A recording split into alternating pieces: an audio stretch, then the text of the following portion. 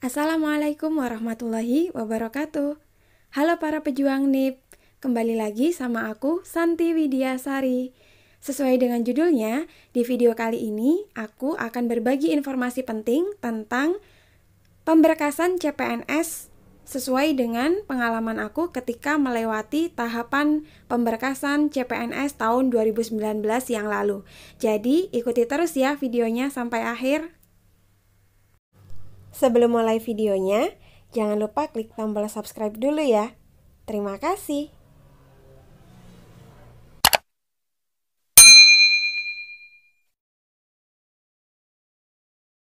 Teman-teman yang nanti akan dinyatakan lolos SKD dan SKB, maka tahap selanjutnya yang harus teman-teman ikuti adalah tahap pemberkasan CPNS.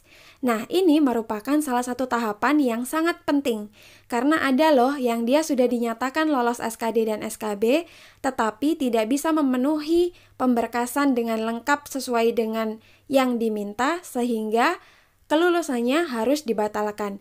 Nah, jadi jangan sampai ini terjadi dengan teman-teman. Jadi ikuti terus videonya. Nah, di sini saya akan berbagi atau sharing informasi tentang pemberkasan CPNS tahun 2019 yang lalu sesuai dengan formasi yang saya ambil. Waktu itu saya mengambil di lingkungan pemerintah Provinsi Jawa Timur.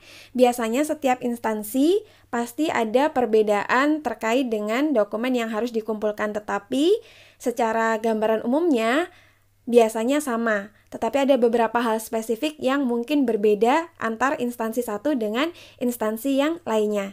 Jadi, yang nanti akan saya paparkan ini adalah detail dari pemberkasan di lingkungan pemerintah Provinsi Jawa Timur. Mudah-mudahan bisa memberikan gambaran ke teman-teman terkait dengan dokumen yang diminta ketika pemberkasan CPNS. Langsung saja ya. Jadi ini adalah daftar dokumen administrasi pemberkasan CPNS tahun 2019 pemerintah Provinsi Jawa Timur. Yang pertama adalah surat lamaran yang ditulis tangan dengan tinta hitam menggunakan huruf kapital atau balok dan bukan diketik di atas kertas double folio bergaris dan ditandatangani sendiri oleh pelamar. Tidak boleh ada coretan atau tip X sebanyak 2 lembar. 1 asli bermaterai 6.000 dan 1 asli tanpa materai. Nah, ini adalah dokumen pertama yang diminta. Jadi tahun lalu saya harus menulis surat lamaran dengan tinta hitam, hurufnya harus kapital, di kertas double folio bergaris. Dan tidak boleh ada coretannya teman-teman. Dan waktu itu diminta 2 lembar, 1 bermaterai 6.000 dan satunya asli tanpa materai. Nah, nanti teman-teman di sini akan butuh beberapa materai karena memang dokumen-dokumen yang diminta biasanya adalah dokumen asli tanpa materai dan juga dokumen asli yang bermaterai. Nah, itu adalah dokumen yang pertama. Dokumen yang kedua yang diminta adalah fotokopi ijazah atau STTB berikut transkrip nilai mulai SD sampai dengan pendidikan terakhir sesuai formasi yang dilamar dan dilegalisir sebanyak 2 lembar. Nah, bagi pelamar yang memiliki ijazah profesi, misalnya dokter, apoteker, dan lain-lain, harus melampirkan fotokopi ijazah profesi yang dilegalisir pejabat yang berwenang. Nah, jadi teman-teman ini yang butuh waktu banget. Jadi tahun lalu itu saya pengumuman tanggal 2 Januari 2019 dan pemberkasan ini diberi waktu 2 minggu.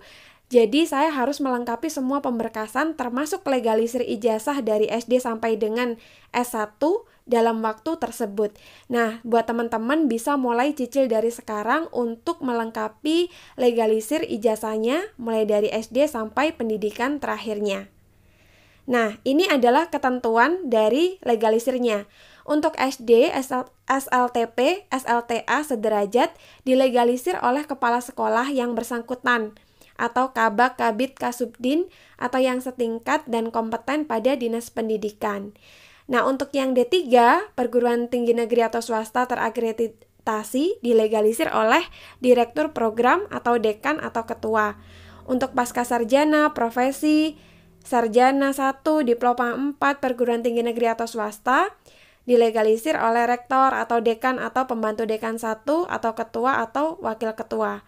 Kemudian untuk surat penetapan penyetaraan dari Panitia Penilaian Ijazah Luar Negeri Kementerian yang menyelenggarakan urusan pemerintahan di bidang pendidikan, ini diperlukan untuk khusus ijazah yang diperoleh dari sekolah atau perguruan tinggi di luar negeri. Nah, yang ketiga adalah daftar riwayat hidup sesuai anak lampiran 3 Peraturan BKN nomor 14 tahun 2018. Nanti biasanya teman-teman akan diberikan template-nya, jadi tidak perlu khawatir. Nah, ditulis dengan tangan sendiri memakai huruf kapital atau balok, tinta hitam, dan ditandatangani serta ditempel pas foto hitam putih ukuran 4x6 sebanyak 2 lembar. Nah, ini juga sama, satu asli bermaterai 6.000 dan satunya asli tanpa materai.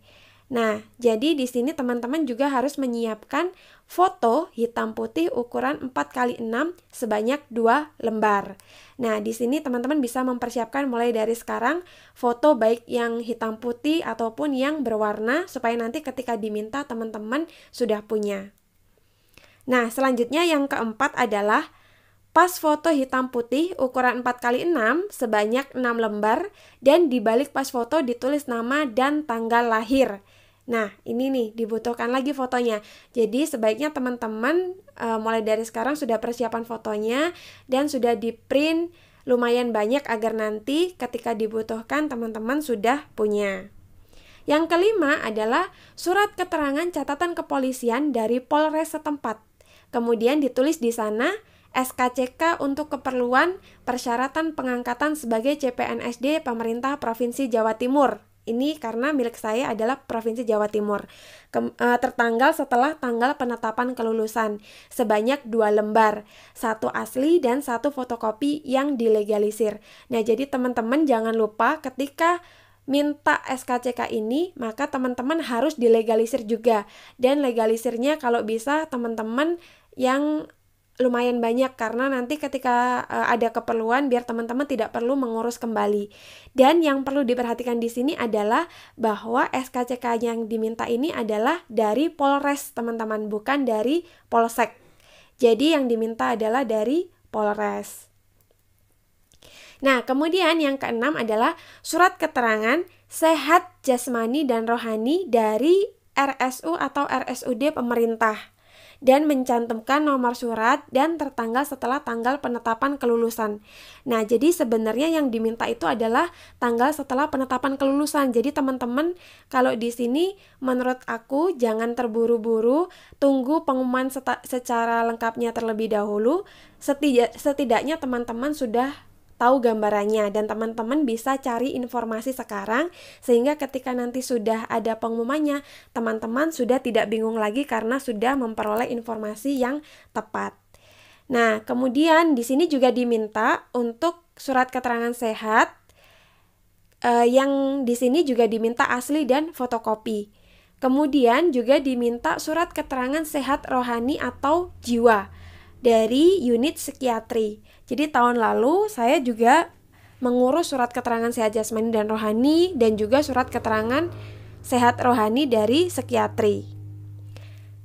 Nah, selanjutnya yang ketujuh adalah surat keterangan tidak mengkonsumsi atau menggunakan narkotika, psikotropika, prekursor zat aditif lainnya beserta hasil laboratorium dari RSU atau RSUD pemerintah. Nah, di sini zat adiktif yang diujikan juga disertakan. Jadi ada 4 waktu itu yang harus diujikan. Yang pertama adalah metamfetamin, kemudian amfetamin, morfin, dan THC atau marijuana. Nah, 4 ini waktu itu harus ada semuanya. Nah, sayangnya tidak semua rumah sakit punya pengetesan atau uji untuk zat adiktif 4-4-nya. Jadi teman-teman sebelum tes silahkan teman-teman tanya dulu di bagian rumah sakitnya apakah mereka mengujikan keempat zat adiktif ini atau tidak. Atau nanti disesuaikan dengan pemberkasan milik teman-teman. Nah, yang ke-8 adalah surat pernyataan sesuai anak lampiran 4 Peraturan BKN nomor 14 tahun 2018. Biasanya ini juga nanti akan dikasih template-nya, jadi teman-teman tidak perlu khawatir. Nah, surat pernyataan ini sebanyak 2 lembar, satu asli bermaterai 6.000 dan satunya asli tanpa materai. Kemudian yang ke-9, surat pernyataan bersedia tidak pindah kerja selama 10 tahun. Ini juga 2, jadi bermaterai 6.000 dan asli tanpa materai. Di sini teman-teman akan butuh beberapa materai, jadi disiapkan saja. Yang ke-10 adalah kartu tanda penduduk atau KTP yang masih berlaku atau surat keterangan telah melakukan perekaman KTP elektronik dari Dukcapil 2 lembar fotokopi. Nah, kalau saran aku seperti KTP dan dokumen-dokumen penting lainnya, teman-teman mulai fotokopi dari sekarang. Nah, yang ke-11 adalah fotokopi tanda peserta ujian sebanyak 2 lembar. Jadi kartu ujian yang teman-teman bawa ketika SKD dan SKB itu juga harus difotokopi dan dikumpulkan. Jadi jangan sampai hilang ya. Kalau sekarang ada yang belum ketemu, silahkan dicari sebelum pengumumannya keluar. Nah, yang ke-12 adalah surat tanda registrasi atau STR sesuai dengan keahliannya untuk tenaga kesehatan dilegalisir pejabat yang berwenang sebanyak 2 lembar. Jadi untuk tenaga kesehatan harus melampirkan surat tanda registrasi atau STR. Nah, yang ke-13 adalah sertifikat pendidik untuk tenaga guru dilegalisir pejabat yang berwenang sebanyak 2 lembar. Ini bagi yang punya ya, bagi yang guru dan tidak punya sertifikat pendidik berarti tidak perlu melampirkan. Yang ke-14 adalah surat keterangan dari perguruan tinggi yang menyatakan predikat cum laude bagi peserta yang mendaftar pada jenis formasi cum laude, 1 asli dan 1 fotokopi. Nah, ini juga bisa mulai teman-teman urus dari sekarang kalau teman-teman mendaftar pada formasi cum laude. Yang ke-15 adalah surat keterangan disabilitas dari RSU atau RSUD pemerintah. Nah, ini adalah untuk teman-teman yang melamar di formasi disabilitas. Dan yang ke-16 adalah peserta yang dinyatakan lulus tetapi tidak memenuhi atau tidak melengkapi persyaratan atau kelengkapan administrasi sampai dengan batas waktu tanggal 15 Januari 2019, maka dinyatakan mengundurkan diri. Nah, di sini tanggalnya 15 Januari 2019 ya teman-teman, karena saya mengikuti pemberkasan tahun 2019. Pada saat itu pengumumannya keluar tanggal 2 Januari 2019 dan paling lambat tanggal 15 Januari sudah harus terkumpul. Jadi kira-kira waktu untuk mengurus semua pemberkasan ini adalah 2 minggu. Itu waktu yang cukup singkat karena yang diminta itu banyak sekali dan teman-teman harus mengurus itu semua dalam waktu yang sesingkat itu. Harus ke rumah sakit, harus ke Polres, harus legalisir sekolah dari ijazah SD sampai dengan pendidikan terakhir gitu. Jadi saranku mulai dari sekarang teman-teman silahkan dicicil untuk dokumen-dokumen yang sudah bisa dicicil dari sekarang.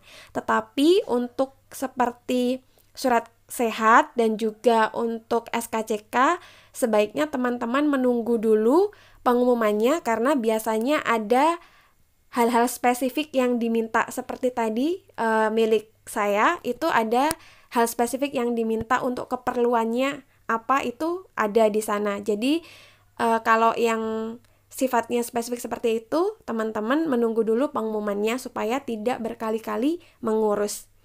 Nah, sekian sharing dari aku terkait dengan pengalaman pemberkasan CPNS tahun 2019 yang lalu. Semoga bermanfaat untuk teman-teman semua. Dan kalau ada pertanyaan, silahkan tuliskan di kolom komentar ya. Insya Allah akan aku jawab di video-video selanjutnya. Terima kasih. Assalamualaikum warahmatullahi wabarakatuh. Eits, bagi yang belum subscribe, jangan lupa klik tombol subscribe-nya sekarang juga ya. Terima kasih telah menonton.